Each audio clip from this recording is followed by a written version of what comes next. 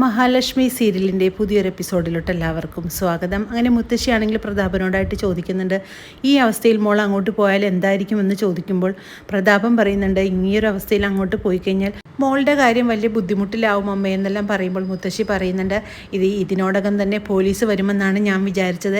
അപ്പോഴേക്കും പ്രതാപൻ പറയുന്നുണ്ട്, പോലീസ് വന്നാൽ എന്നെ മാത്രമല്ല മോളെയും കൂടെ കൊണ്ടുപോകുമായിരിക്കുമെന്നെല്ലാം പറയുമ്പോഴേക്കും ഇത് കേട്ട് വരുന്ന കരുണ പറയുന്നുണ്ട്, അതിന് അവൾക്കും കുഞ്ഞിനും യാതൊരുവിധ കുഴപ്പവുമില്ലല്ലോ, പിന്നെ എന്തിനാണ് എന്നെ പോലീസ് പിടിച്ചുകൊണ്ട് പോകുന്നതെന്ന് പറയുന്നുണ്ട്. അപ്പോഴേക്കും മുത്തശ്ശി പറയുന്നുണ്ട്, മോളെ അത്ര മുകളിൽ നിന്ന് വന്ന് വീണ സ്ഥിതിക്ക് അവൾക്ക് എന്തെങ്കിലും സംഭവിക്കില്ലേ, പിന്നെ അതുകൊണ്ടാണ് അച്ഛൻ അങ്ങനെ പറഞ്ഞതെന്ന് പറയുമ്പോൾ അതേസമയം അങ്ങോട്ടേക്ക് പോലീസ് എത്തുന്നുണ്ട്. പോലീസിനെ കാണുന്നതും കരുണയാണെങ്കിൽ ആകെ ഞെട്ടി വിറയ്ക്കുന്നുണ്ട്. അച്ഛ, എന്നെ കൊണ്ടുപോകാനാണ് പോലീസ് വന്നിരിക്കുന്നതെന്നെല്ലാം ഭയപ്പെട്ടുകൊണ്ട് കരുണ കരയുമ്പോഴേക്കും പ്രതാപൻ പറയുന്നുണ്ട്, മോളൊരു പണി ചെയ്യുക, അകത്തോട്ട് കയറി പൊക്കോളാൻ പറഞ്ഞുകൊണ്ട് കരുണയെ അകത്തോട്ട് വിടുന്നുണ്ട്.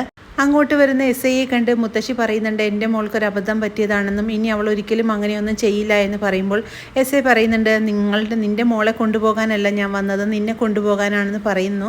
എന്നിട്ട് ഐ പറയുന്നുണ്ട്, നിൻ്റെ മോളും എന്തെങ്കിലും അബദ്ധം ചെയ്തിട്ടുണ്ടോ എന്നെല്ലാം പറയുമ്പോഴേക്കും പ്രതാപൻ പറയുന്നുണ്ട്, അത് അമ്മ എന്തോ ഓർക്കാതെ പറഞ്ഞതാണെന്നെല്ലാം പറയാണ്.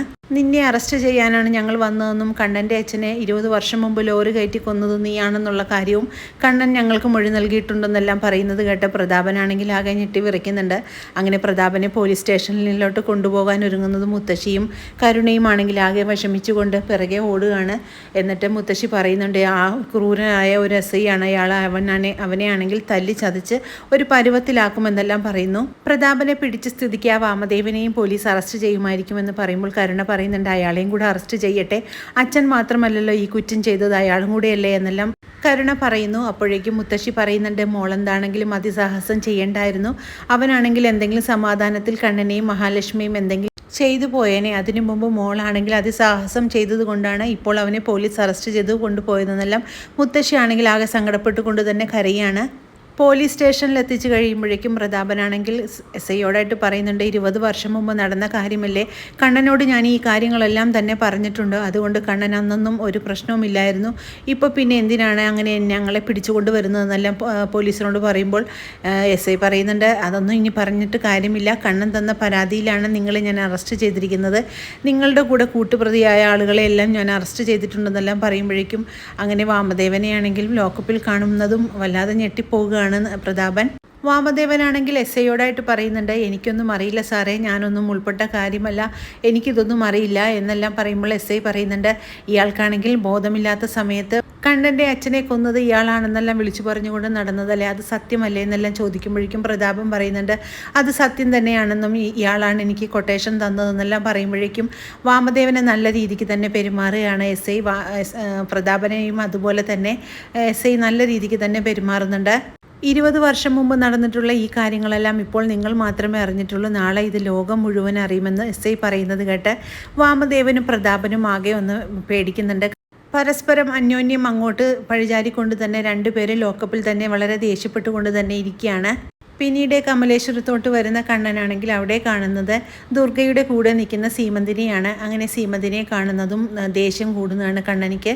എന്നിട്ട് സീമന്തിനി പറയുന്നുണ്ട്, എന്തിനാണ് എൻ്റെ ഭർത്താവിനെ കള്ളക്കേസിൽ കുടുക്കി നീ പോലീസിനെ കൊണ്ട് പിടിപ്പിച്ചതെന്നെല്ലാം ചോദിക്കുമ്പോഴേക്കും ദുർഗ പറയുന്നുണ്ട്, അവനിപ്പോൾ അവൻ്റെ ഭാര്യയ്ക്ക് വേണ്ടി തന്നെ ജീവൻ കളയാനായിട്ട് നടക്കുകയല്ലേ, അവൻ്റെ ഭാര്യയ്ക്ക് വേണ്ടി അവൻ ആരെയും പോലീസിനെ കൊണ്ട് പിടിപ്പിക്കുമെന്നെല്ലാം ദുർഗ പറയുന്ന കേട്ട് ദേഷ്യപ്പെട്ടുകൊണ്ട് തന്നെ കണ്ണനാണെങ്കിൽ പറയുന്നുണ്ട്, അതൊക്കെ ചെയ്തവർക്ക് തന്നെ അറിയാം, അതൊക്കെ പിന്നീട് നിങ്ങൾ അറിയുമ്പോഴേക്കും നിങ്ങൾ തന്നെ അവരുടെ മുഖത്ത് കാർക്കിച്ച് തുപ്പുമെന്നെല്ലാം കണ്ണൻ പറയുന്നു. അമ്മാവൻ എന്ത് തെറ്റ് ചെയ്തിട്ടാണ് അമ്മാവനെ പോലീസിനെ കൊണ്ട് പിടിപ്പിച്ചതെന്നെല്ലാം ഉണ്ണി ചോദിക്കുമ്പോഴേക്കും അതിൻ്റെ കാരണങ്ങളെല്ലാം അറിഞ്ഞു കഴിയുമ്പോൾ ഇപ്പോൾ നിനക്കും ഞാൻ ഈ പറഞ്ഞ കാര്യം തന്നെയാണ് ചെയ്യാൻ തോന്നുന്നതെന്നെല്ലാം കണ്ണൻ പറയുന്നു. കെട്ടുപ്രായമെത്തി എൻ്റെ മോളെ വിവാഹം കഴിച്ചയപ്പിക്കണം, അതിനിടയിൽ അച്ഛനെ പോലീസ് പിടിച്ചുകൊണ്ട് പോയാൽ ഇനി എൻ്റെ മോളുടെ കാര്യങ്ങളെല്ലാം ആരാണ് ചെയ്യുന്നത്, നീ എൻ്റെ മോളുടെ കാര്യങ്ങളെല്ലാം തന്നെ ചെയ്തു തരണമെന്നെല്ലാം സീമന്തിനി പറയുമ്പോഴേക്കും എൻ്റെ അച്ഛനെ കൊന്ന് അയാളുടെ മകൾക്ക് വേണ്ടി ഞാൻ എന്തിനാണ് ഇനി പണം മുടക്കുന്നതെന്നെല്ലാം ചോദിക്കുന്നത് കേൾക്കുന്നതും സീമന്തിനി ആണെങ്കിൽ ആകെ ഞെട്ടി വിറക്കിയാണ്.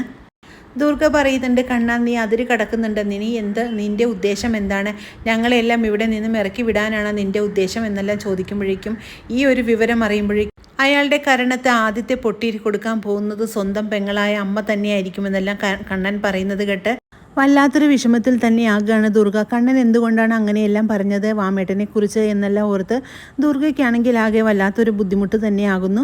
അങ്ങനെ വളരെ ത്രില്ലിംഗ് ആയിട്ടുള്ള ഒരു എപ്പിസോഡുകളാണ് ഇനി വരാനിരിക്കുന്നത്. ഈ റിവ്യൂ ഇഷ്ടമാകുകയാണെങ്കിൽ ലൈക്കും ഷെയറും സബ്സ്ക്രൈബും ചെയ്ത് സപ്പോർട്ട് ചെയ്യണേ. പുതിയൊരു എപ്പിസോഡിനായിട്ട് നമുക്ക് കാത്തിരിക്കാം.